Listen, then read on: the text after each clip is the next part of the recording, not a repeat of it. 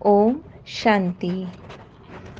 आज की मुरली 17 फेब 2024। मुरली के 5 मुख्य पॉइंट्स हैं जिसे दिन भर मंथन करना है। फर्स्ट पॉइंट है, बाबा कहते हैं मीठे बच्चे स्वर्ग में ऊंच पद पाना है तो पावन ज़रूर बनना है। और पावन कैसे बनेंगे? इसके 2 रास्ते हैं। एक, बाबा को याद करना और दूसरा है सजाओं का बल। बाप को याद करने से ऊंच पद पाएंगे और फिर सजाओं खाने से कम पद की प्राप्ति होगी। बाबा हमें धीरज दे रहे हैं, जैसे वह सर्जन रोगी को धीरज देते हैं ना कि अभी तुम्हारी बीमारी ठीक हो जाएगी। तो यह तो रूहानी सर्जन है। वो हम बच्चों को कहते हैं, बच्चे धीरज रखो, तुम माया की बीमारी से घबराओ नहीं।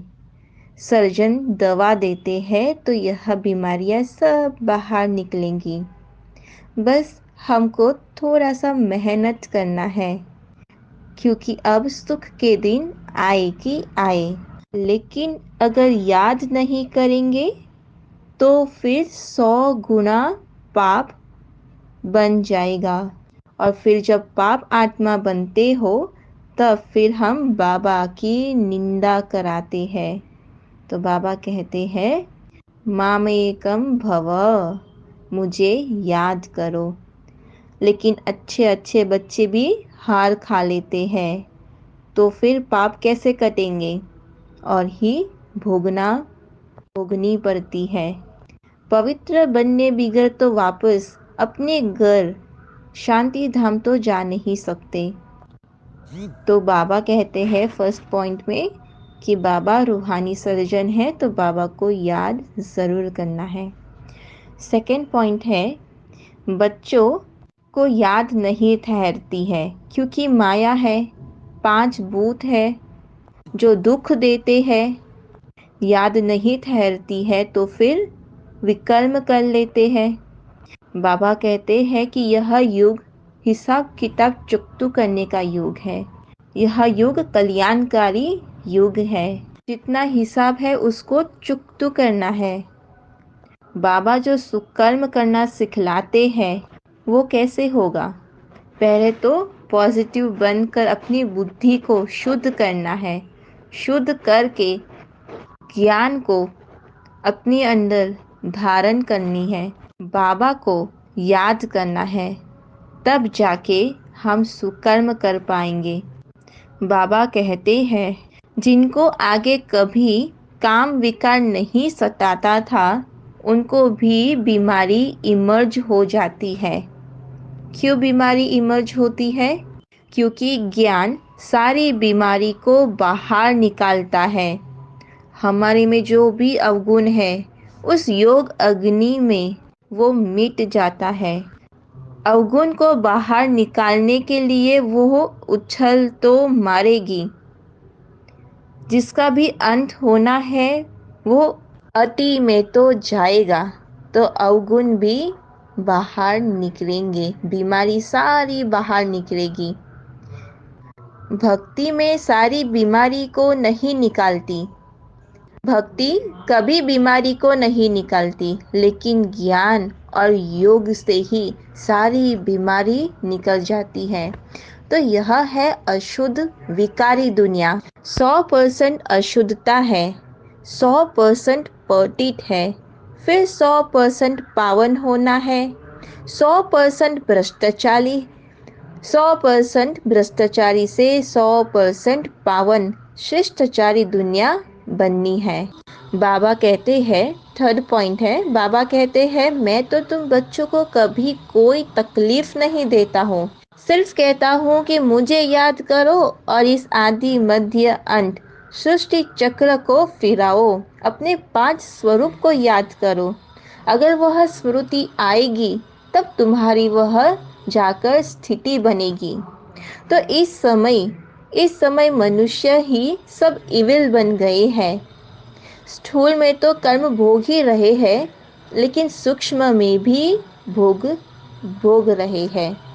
मन की असंतुष्टता होती रहती है। तो मुख्य है पवित्रता की बात।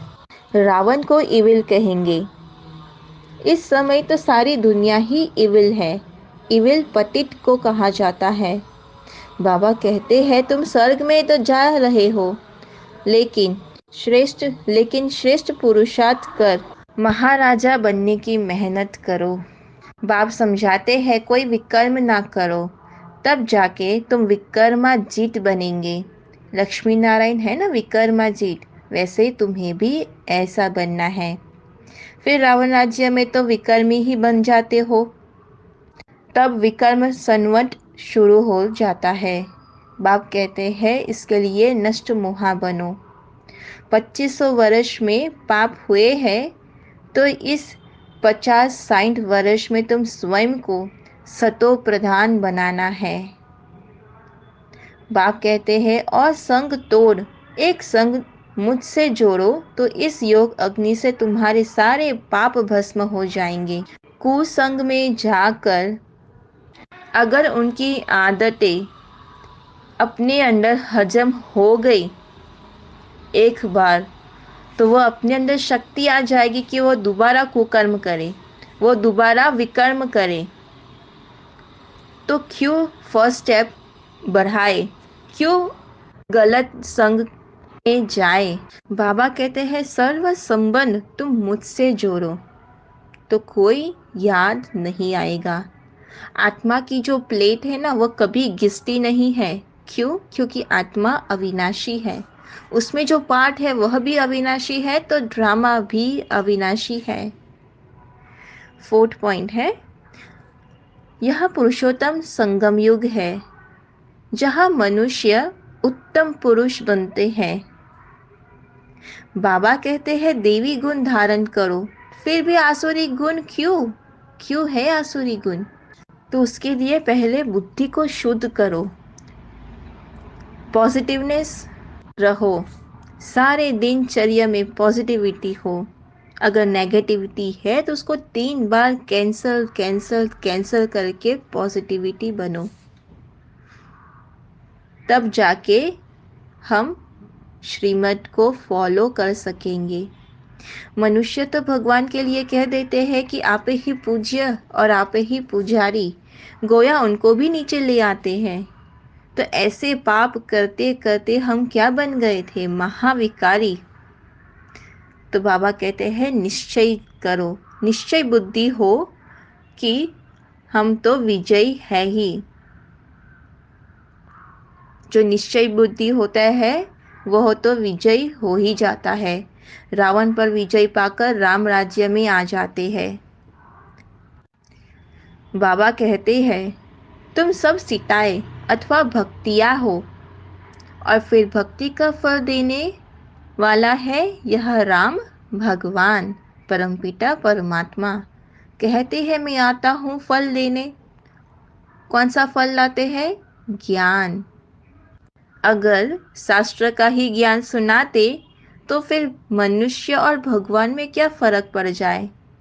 कोई डिफरेंस ना रह जाए। तो बाबा आकर सत्य ज्ञान सुनाते हैं। पिछाड़ी में भी बहुत आएंगे, जाएंगे कहाँ? क्योंकि यह तो एक ही हत्ती है, शिव बाबा की हत्ती है ना।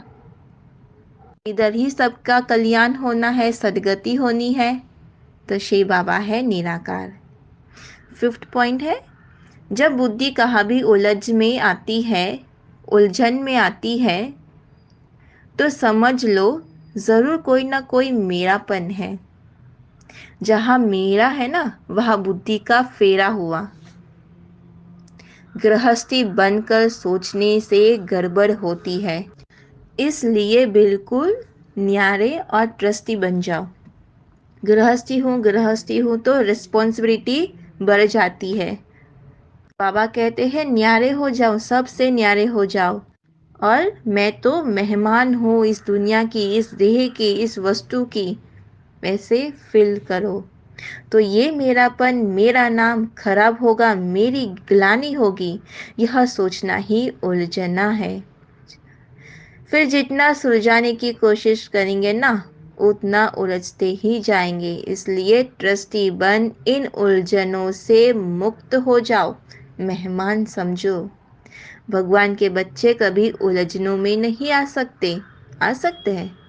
अरे वो तो शक्तिशाली है, सर्वशक्तिशाली है। और हम बच्चे मास्टर सर्वशक्तिशाली है। क्यों मास्टर सर्वशक्तिशाली? क्योंकि हम मालिक बनते हैं विश्व के भी और ब्रह्मांड के भी। बाबा हमें उनसे भी ऊंच बनाते हैं, इसलिए हमें मास्टर सर्वशक्तिवान का टाइटल दिया है। बड़े बाप के बच्चे हो, इसलिए ना तो छोटी दिल करो और ना छोटी बातों में घबराओ। अच्छा, ओम शांति।